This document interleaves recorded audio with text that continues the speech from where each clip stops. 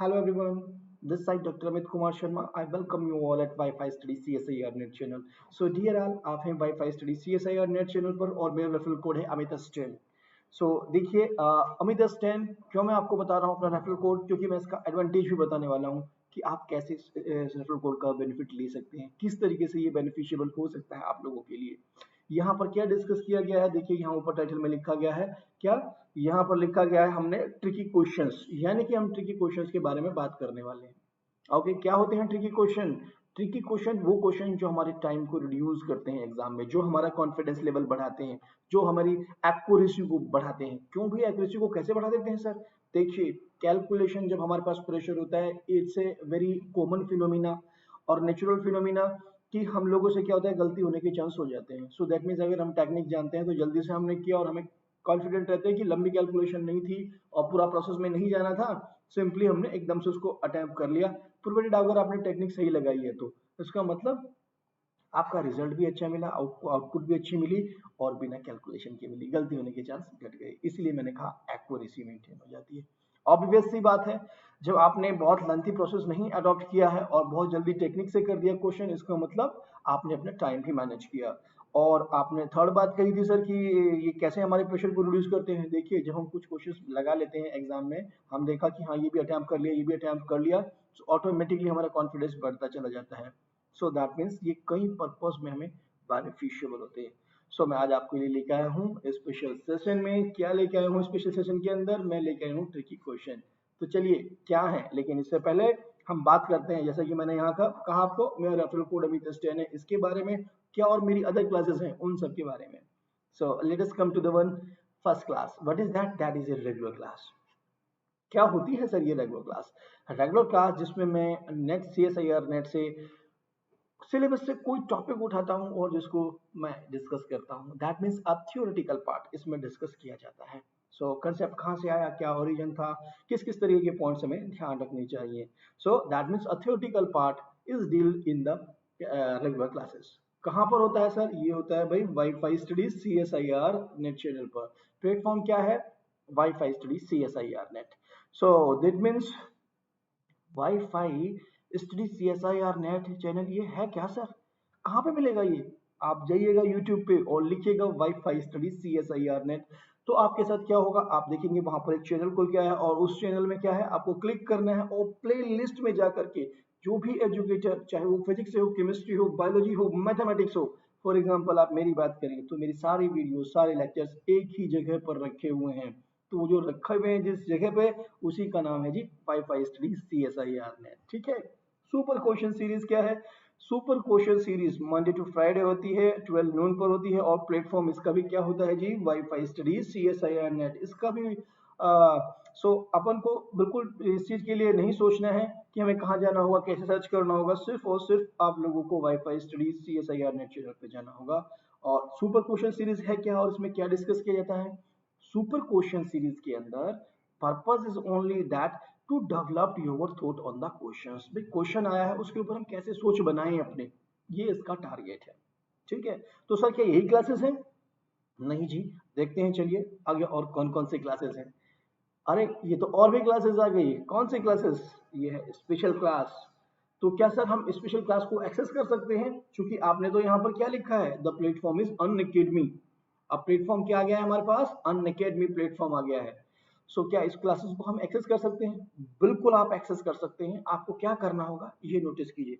जब आपने special class की बात की और आपने कहा कि मुझे अनअकैडमी की क्लासेस को एक्सेस करना है, जस्ट अनअकैडमी लर्निंग ऐप को इंस्टॉल कर लीजिएगा अपने मोबाइल में। आपने जैसे ही अनअकैडमी लर्निंग ऐप को अपने मोबाइल में इंस्टॉल किया, सो दैट मीन्स अपना अकाउंट बना लीजिए और उसके बाद आप मेरी सारी फ्री क्लासेस एक्सेस कर सकते हैं। और ये किस समय होती है? एवरीडे होती है जी, 9:30 PM पर। यहाँ मंडे फ्राइडे इस तरह 4 डेज का सिस्टम नहीं, everyday means everyday. Okay. Now then next is what? The next is a plus class. Okay. ये क्या लिखा गया है? Plus classes. ये कहाँ पर होती हैं? ये भी अनअकैडमी पर ही होती हैं जी। प्लस क्लासेस ऑल्सो अनअकैडमी पर होती है। तो क्या सर हम इनको भी एक्सेस कर सकते हैं? हाँ, आप बिल्कुल एक्सेस कर सकते हैं, लेकिन इसके लिए आपको सब्सक्रिप्शन लेना होगा। ये भी 11 बजे होती हैं और अनअकैडमी पर। ठीक है। मेरा कोर्स लॉन्च हो चुका है, जल्द ही आप लोग उसमें क्लासेस अटेंड कर पाएंगे। सो दैट मीन्स जल्दी इसके लिए क्या करना होगा ये मैं आपको बता देता हूँ। प्लस क्लासेस के लिए, प्लस क्लासेस के लिए अनअकैडमी पे, अच्छा प्लस क्लासेस में होता क्या है पहले ये तो जान ले, और स्पेशल क्लासेस में क्या होता है। स्पेशल क्लास के अंदर मैं कहूँ तो सुपर क्वेश्चन की सीरीज का जर्नलाइजेशन है। यहाँ प्रैक्टिस कराई जाती है क्वेश्चंस की, आपको रिजल्ट्स कौन सा अप्लाई हुआ है, ऑप्शंस कैसे डिस्कार्ड किए गए हैं, ये सब हम स्पेशल क्लास में बात करते हैं। बट ये सारे कंसेप्ट जब हम प्लस क्लासेस के अंदर आते हैं तो हम यहाँ पर थ्योरी, की पॉइंट प्लस जो हमारे नेट से एसआईआर एग्जाम में आए हुए क्वेश्चंस हैं उन्हीं पे फोकस करते हैं जी। ठीक है, सो यहाँ ये बात करते हैं प्लस क्लासेस के अंदर। ओके, सो प्लस क्लासेस का सब्सक्रिप्शन लेने का क्या प्रोसेस है। सो मोस्ट इंपॉर्टेंट होती है प्लस क्लासेस, क्या होता है देख लेते हैं। सबसे पहले आपको क्या करना होगा, अनअकैडमी लर्निंग ऐप को इंस्टॉल करना होगा। क्या, अनअकैडमी लर्निंग ऐप। जैसे ही आपने अनअकैडमी लर्निंग ऐप को अपने मोबाइल के प्ले स्टोर से इंस्टॉल किया, जस्ट इंस्टॉल कर गाइडलाइन फॉलो करते हुए इंस्टॉल कीजिएगा, और उसके बाद क्या, ये कैटेगरी पे जाइएगा नेट एग्जाम की, उसके बाद क्लिक कीजिएगा इस बटन पर CSIR UGC नेट, और जैसे ही आप क्लिक करते हैं you will reach to this place get subscription button. आप यहाँ देख सकते हैं जैसे नेक्स्ट पेज पे आते हैं, India's largest learning platform, that's true. Okay, so that is a very good thing.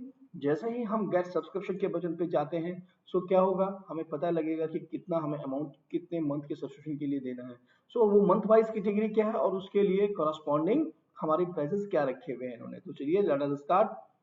जैसे ही आपने गेट सब्सक्रिप्शन के बटन पर क्लिक किया, you will reach to this place, और यहाँ पर लिखा हुआ है 1 मंथ, 3 मंथ, 6 मंथ, 12 मंथ और 24 मंथ के सब्सक्रिप्शन के बारे में। देखो जी, मैं रिकमेंड करता हूँ आप लोगों को 12 मंथ का सब्सक्रिप्शन और 24 मंथ का। सर ऐसा क्यों, पिछले वालों का क्या फायदा है वो मैं अभी आपको समझा देता हूँ। देखिए मैं इसको रिकमेंड करता हूँ जो भी मेरे एमएससी फर्स्ट ईयर के स्टूडेंट हैं,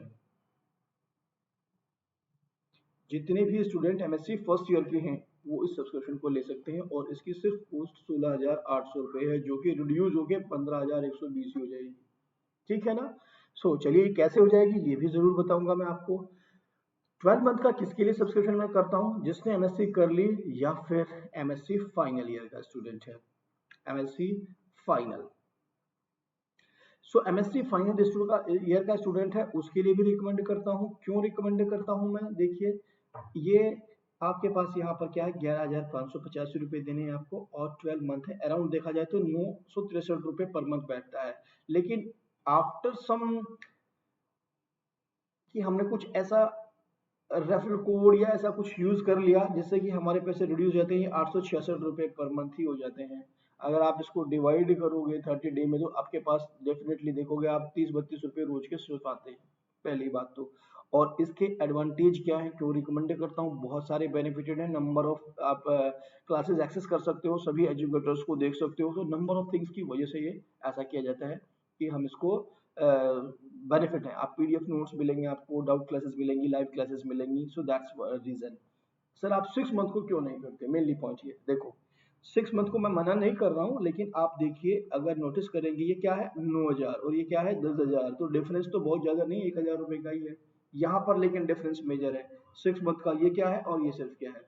दैट मीन्स इन दोनों मंथ के डिफरेंस को और इन दोनों के मनी को डिफरेंस देखें, that is a good thing कि हम सिर्फ और सिर्फ 1,000 देकर के 12 मंथ का सब्सक्रिप्शन ले लें तो ज्यादा अच्छा है, रेदर देन 9,450 देकर के हम 6 महीने का सब्सक्रिप्शन लें।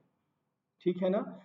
That's a reason I will recommend that कि आप 12 मंथ और 24 मंथ का सब्सक्रिप्शन लें, एक ही बार में आपके पास लॉन्ग टाइम के लिए सब्सक्रिप्शन हो जाता है। ओके, उसके बाद 3 मंथ का भी है, 1 मंथ का ही, these things are up to you. But इसकी बात कर लेते हैं कि सर ये ऐसे कैसे हो गया, ये हो गया है रेफरल कोड जो यहाँ पर मैंने लिखा था, अमित S10। क्या लिंक मेंशन किया था मैंने, I have mention here that Amit S10। अगर आपने इस रेफरल कोड का यूज कर लिया, you will get the thing, the amount will be reduce, और कितना रिड्यूस हो जाएगा, 10% विल रिड्यूस, 100% नहीं 10%। ठीक है, दैट्स 10%। प्रोसीड पे कीजिएगा और आपको सारा डिटेल मिल जाएगा। ठीक है, ये कुछ बुक हैं जो मैं स्ट्रांगली रिकमेंड करता हूँ। ठीक है, और कुछ वीडियोस हैं, बुक नहीं। एक तो बुक के लिए ही है कि कौन कौन सी बुक हम पढ़ें, how to manage CSIR notes इसके बारे में, और स्टेट जी और एग्जाम पैटर्न क्या है इसके बारे में डिस्कस किया गया है। तो चलिए, ये सारी डिटेल हुई मेरे बारे में, अनअकैडमी के बारे में, अनअकैडमी के सब्सक्रिप्शन के बारे में। ठीक है, कि हम कैसे और क्या क्या हमें एडवांटेज हो सकते हैं, उन सब चीज़ों के बारे में। अब मूव करते हैं हम अपने क्वेश्चंस पे, जिसके लिए हम यहाँ पर हैं। वो ट्रिक्स क्या है? सो चलिए let us start with the first one. First की पॉइंट क्या है? क्वेश्चन दिया गया है, पहले क्वेश्चन को देखते हैं और फोकस करते हैं और प्रोसेस को जानने की कोशिश करते हैं। प्रोसेस क्या है? हमें कहा गया है which one of the following is unit in this. what he says that says that which one of the following is a unit, हमें यूनिट निकालना है in this।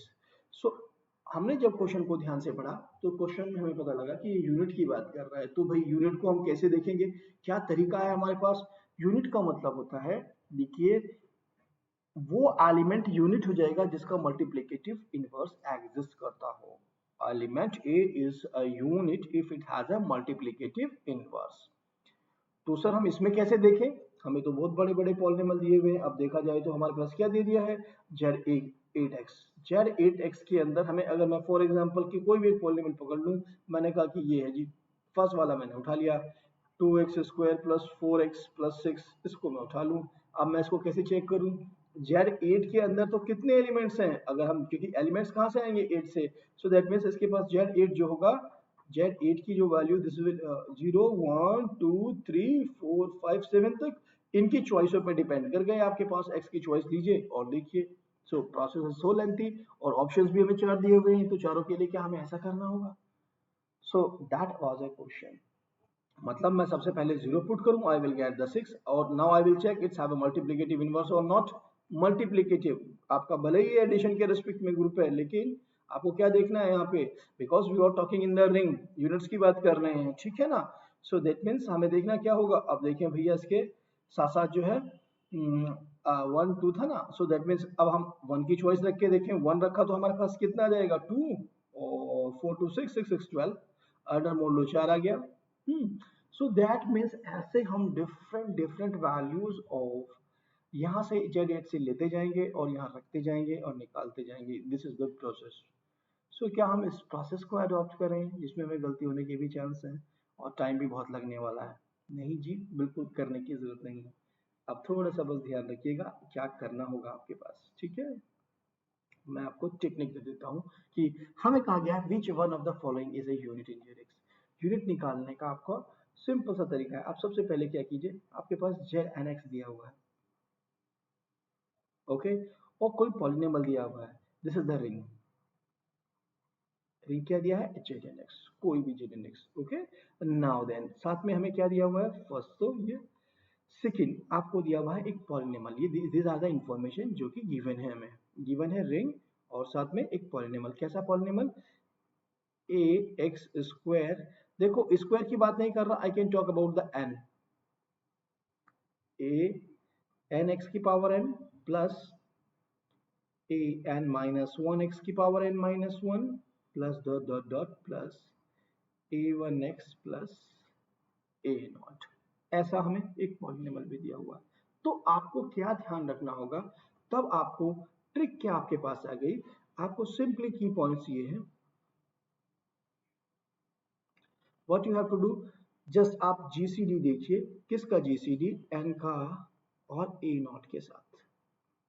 सबसे पहले क्या वो 1 है या नहीं है, सबसे फर्स्ट पॉइंट। ओके बात। सेकंड, सेकंड आपको क्या करना, फर्स्ट चेक दिस। सेकंड क्या करना होगा आपको, सेकंड जस्ट जितनी एलिमेंट्स हैं ये rest element a n minus one dot dot till a n तक, ठीक है। यानी कि the elements a n minus one dot dot dot a n should be nilpotent, should be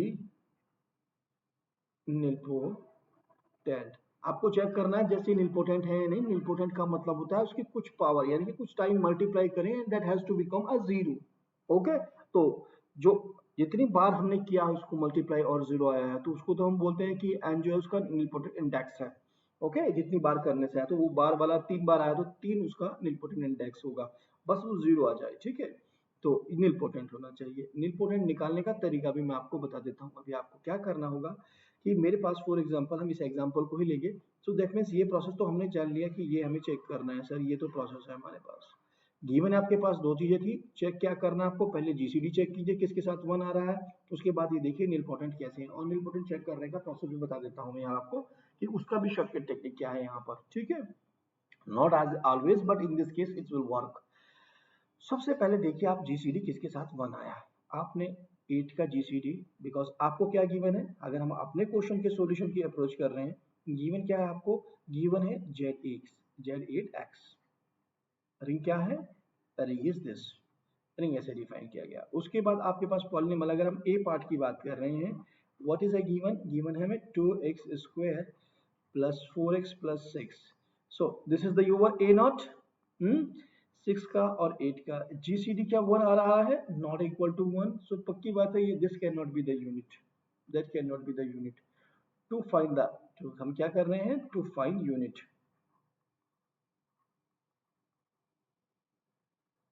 in JNX, okay that's you are doing, so this not, ये नहीं हो सकता है। अब किसी और के साथ अगर हम देखेंगे, अब हमारे पास क्या सिचुएशन बन रहा है, इसका और इसका, यानी कि हम बी की बात करेंगे, अगर बी पार्ट के लिए भी बात करेंगे, हमारे पास कैसा पॉलिनॉमियल दिया हुआ है, 6x square plus 5x plus 2, अब आपके पास क्या था 2 और 8 का GCD, that is also not equal to 1, this implies ये भी नहीं हो सकता है जी, खत्म हो गया। यानी कि दो ऑप्शंस तो हमने डायरेक्टली ही डिस्कार्ड कर दी, बिल्कुल भी हमें सोचना ही नहीं था जी, है ना। अब बचे दो, अब इसके साथ भी अगर मैं बात करूं, इसके साथ अगर हम बात करें 8 का 5 के साथ जीसीडी 1 है, इसके बात करें 8 का और 3 के साथ जीसीडी इज 1, हमने किसकी बात की, जीसीडी की, जीसीडी की बात की हमने। ओके, सो इन दोनों में से फिर हम कैसे देखें, अब आपके पास सेकंड चॉइस है, क्योंकि साथ दोनों कंडीशन पास होनी जरूरी है, सो एक कंडीशन तो फुलफिल हो गई हमारे पास, दिस वन, अब इसको देखना पड़ेगा, अब हमें अब फर्दर मूव करना पड़ेगा। तो फर्दर मूव करने के लिए what you have to do, so that means आपको ये एलिमेंट्स देखने होंगे, यानी कि यही तो थे हमारे पास, A2A A3AN, है ना।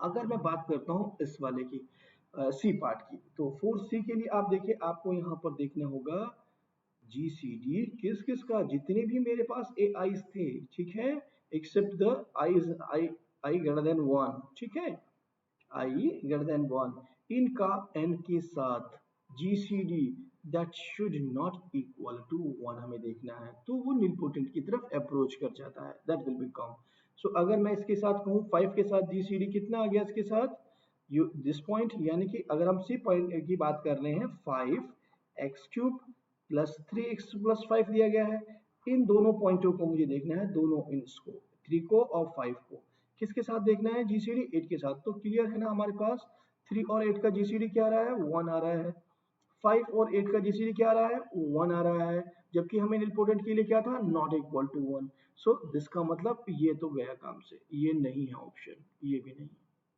ये नीलपोटेंट नहीं रहे इसके पास। लेकिन यहाँ पर आप देखिए GCD is not equal to 1, this implies that this is the correct option. So clear हो गया आप लोगों को, है ना।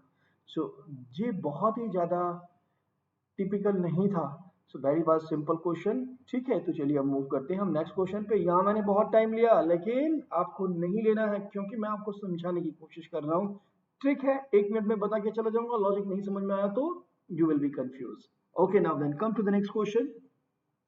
What is that? हमें दिया गया है let f is a function from C to x where x is z such that z belongs in C and mod of z less or equal to 10। हमें क्या कहा गया, एक फंक्शन है f और वो C से x के ऊपर मैप हुआ है, ठीक है, और x क्या है जी, x को दे दिया गया है, दिस इज ए z, उन एलिमेंटों का कलेक्शन है जिनका मॉडुलस लेस और इक्वल टू 10 है, C के उन एलिमेंटों का। सो दैट मीन्स व्हाट हैपन, अगर हम बात करें यहाँ पर, हमारे पास यहाँ पर बहुत सारे पूरे के पूरे सी के एलिमेंट्स थे, ओके, और ये हमारा कोऑर्डिनेट है, दिस इज आवर एक्स, इसके अंदर क्या रखी हुई है, एक यूनिट डिस्क, ठीक है ना, जिसका पास यूनिट डिस्क है 10 रेडियस की डिस्क, ठीक है, सेंटर एट ओरिजिन। सो चलिए, इसने कहा कि जिनका एस जे एलिमेंट जिनका मॉडुलस लेस देन 1 होता है, वो सारे के सारे यहाँ चले जाएंगे, that's a thing, okay, this is the image. What about the rest, ये आर कितने सारे, lot of elements are outside, so बहुत सारे एलिमेंट्स तो बच गए आपके पास, बच गई ना। अब नोटिस कीजिए, आपको कहता है पिकार्ड्स थ्योरम, क्या कहता है, पिकार्ड्स थ्योरम, बस हमें इस चीज का यूज करना था। यहाँ पर वो कहता है every non constant analytic function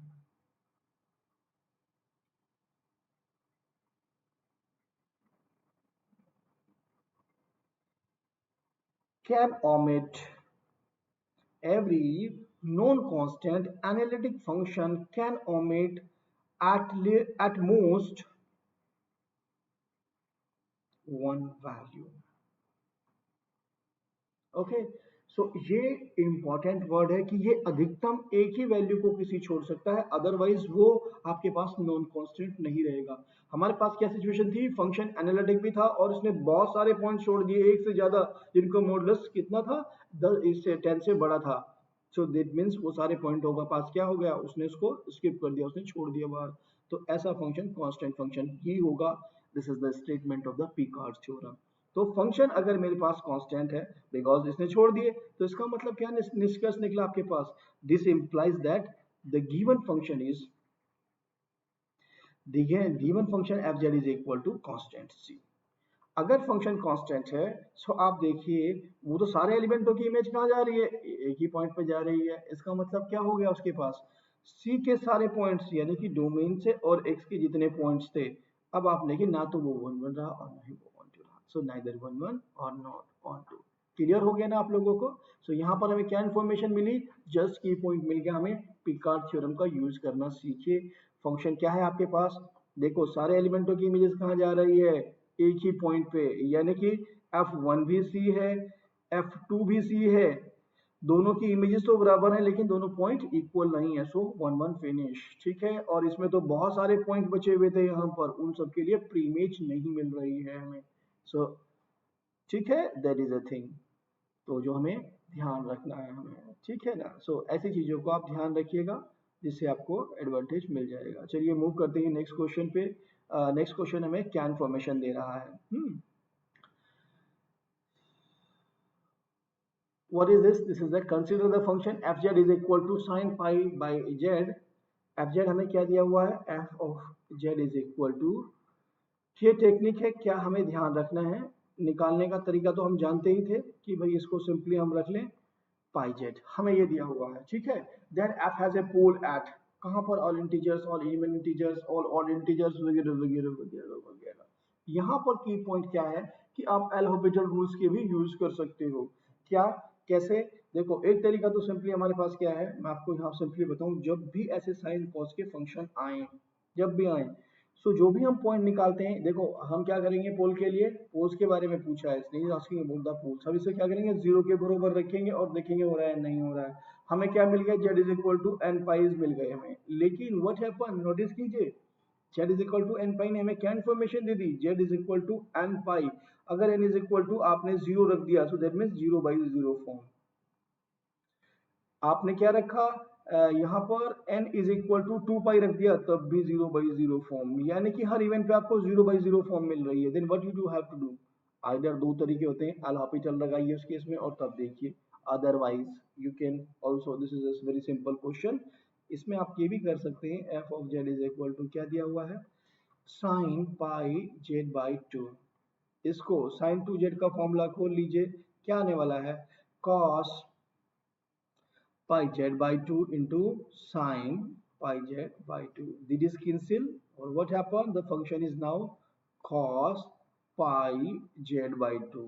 fz की वैल्यू क्या आ गई आपके पास? This is simply a cos pi 1 upon cos pi z by 2. तो जब हमें वैल्यू मिल गई, अब तो हम इस को देखेंगे, when we are going to put this is equal to 0, what will be the value is equal to 0 implies pi z by 2 is equal to 2n plus 1 into pi by 2। ठीक है ना, सिंपली कहा जाए तो हमें क्या मिल गया, z is equal to 2n plus 1। Okay, so right, so simply हमें मिल गया क्या, z is equal to 2n plus 1। सो ये कैसे नंबर हैं, n is equal to 0 पे हमें क्या मिलता है, 1, we are getting z is equal to 1। Okay, 2 पे, यानी कि सिंपली देखा जाए तो these are the odd numbers, ठीक है। बट इसने हमें दो इंफॉर्मेशन दी, क्या? ऑल ऑड इंटीजर्स, बिल्कुल सही करेक्ट बात है, और all even integer of the form 4k + 1 k belongs in Z. ये भी तो आपके पास डिफरेंट डिफरेंट वैल्यूज ऑफ के ऑड ही नंबर आ रहे हैं, यानी कि दोनों के दोनों ऑप्शन हो जाते हैं जी। ठीक है, सो जब भी आप ऑप्शन लगाएं तो इस चीज को जरूर ध्यान रखें कि ये क्या हो रहा है। ठीक है ना, चलिए मूव करते हैं नेक्स्ट क्वेश्चन पे। सो की पॉइंट क्या था हमारे पास? सिंपल सा की पॉइंट था, जब भी हम लगाएं तो उसको या तो ब्रेक कर लें या फिर इस फॉर्म पे फोकस जरूर करें। इन जनरल मिस्टेक हमारी यहाँ पर हो जाती है। That was the key point, कि कहीं जिन पॉइंटों को निकाल रहे हैं उसे पुट करने के बाद 0/0 की फॉर्म तो नहीं आ रही है। That is the purpose of this one. ठीक है, ऑफ द की पॉइंट। चलिए मूव करते हैं नेक्स्ट क्वेश्चन पे। नेक्स्ट क्वेश्चन है the number of group homomorphism from z onto z ten is. हमें क्या पूछा गया? ग्रुप होमोमॉर्फिज्म के बारे में। Asking about the group homomorphism from Z on to Z10 is। सो भाई ग्रुप होमोमॉर्फिज्म होती क्या है और कैसे हम कंसीडर करते हैं? ग्रुप होमोमॉर्फिज्म पूछा गया है Z से, यानी कि हमें इसने कहा let F is a mapping from, कहां से पूछा गया? Z से Z10 के ऊपर। राइट, आपको क्या दिया हुआ है? यहां पर भी आपको दिया हुआ है और ये अंडर मॉडलो है। This is the cyclic group, infinite order का। ठीक है, ओके, ये भी एक साइक्लिक ग्रुप है।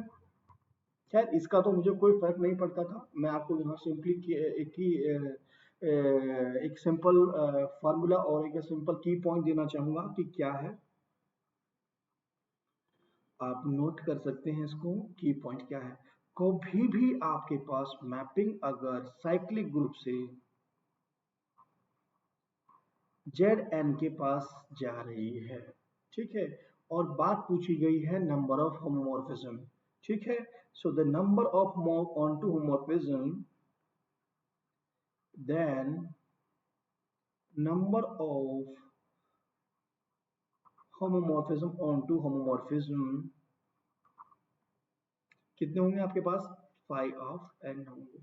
ठीक है, एज यूजुअल हम क्या देखते थे? इससे डिवाइड करते थे इसके ऑर्डर को, वो डिवाइड भी कर रहा है, इन्फिनिट को डिवाइड कर देगा 10, कोई इशू नहीं है। सीधी आपको 5 ऑफ 10 मारना है। इन अवर केस क्या हुआ आपके पास? यहाँ पर फॉर्मूला मिल गया। here क्या था? 5 of 10 is equal to what? This is equal to the 4, which is the correct answer? That is the A. So A is the correct option. क्या मुझे ध्यान रखना है? किसी भी साइक्लिक ग्रुप से किसी भी जेड एन के पास जा रही है तो मैं सिंपली बोल दूंगा। तो एग्जामिनर यहाँ पर जेड भी रख सकता है, कोई ऐसी स्ट्रक्चर भी रख सकता है जो कि आपके पास साइक्लिक ग्रुप के आइसोमॉर्फिक जा रही हो। May be the finite, may be the infinite, हम यही देखते हैं कि ये डिवाइड कर रहा है इसके ऑर्डर को, नहीं और फाइटिन मार देते हैं। ठीक है ना जी, clear to all of you. So key point आप याद रख सकते हैं एग्जामिनेशन पॉइंट ऑफ व्यू से। तो चलिए मूव करते हैं नेक्स्ट क्वेश्चन पे। नेक्स्ट क्वेश्चन हमें क्या इंफॉर्मेशन देता है? Yes, the key point 5, the function fz is equal to mod of z square is everywhere analytic, nowhere analytic, differentiable at 0 or none of the above।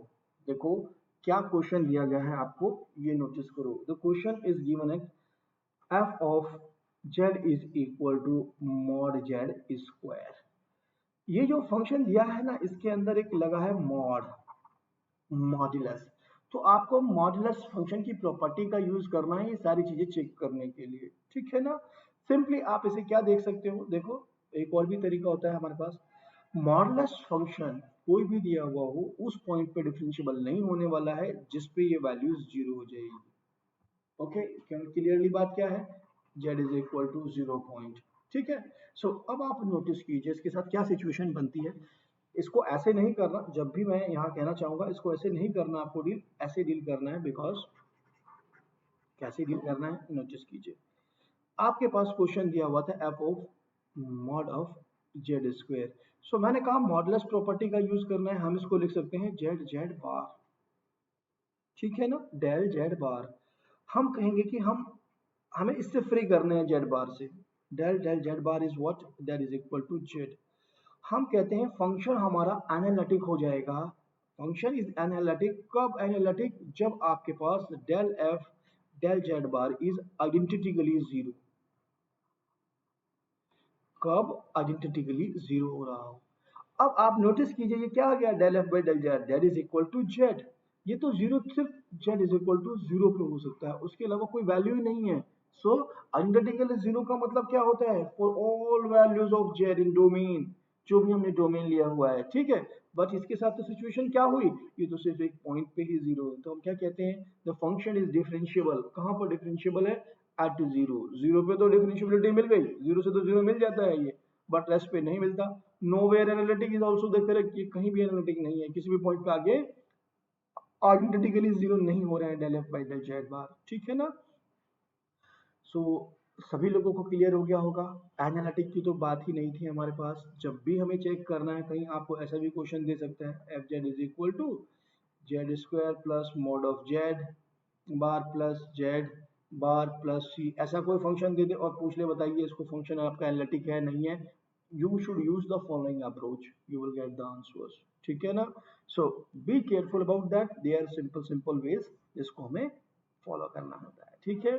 Okay, सो आप लोग सब देख रहे थे wifi C S I R study net channel पर मेरा video, जिसमें हमने ट्रिकी क्वेश्चंस के बारे में बात की है। तो इसको लाइक कीजिएगा, शेयर कीजिएगा वीडियो को, और सब्सक्राइब कीजिएगा channel WiFi study C S I R को। Thanks for watching the video, thank you so much.